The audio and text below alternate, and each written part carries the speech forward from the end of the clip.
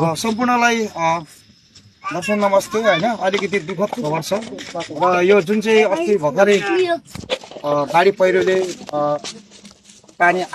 बाढी पहिरो आएकोले गर्दाखेरि यो एउटा घर बालेन इलाम छ बालेन गाउँमा होइन म आइपुगेको छु र म माई खोलामा पनि रात बाँड्दै आज म प्रत्येक जुन चाहिँ यो के अरे हाम्रो यो के अरे बाढी पीडितमा प्रत्येक घरमा चाहिँ म यो इलाममा प्रत्येक घरमा म जाँदैछु र मृतकको एकजना मृतक हुनुभएछ यहाँनिर होइन। यहाँ चाहिँ मृतकको बुवा हुनुहुन्छ दाई हुनुहुन्छ होइन।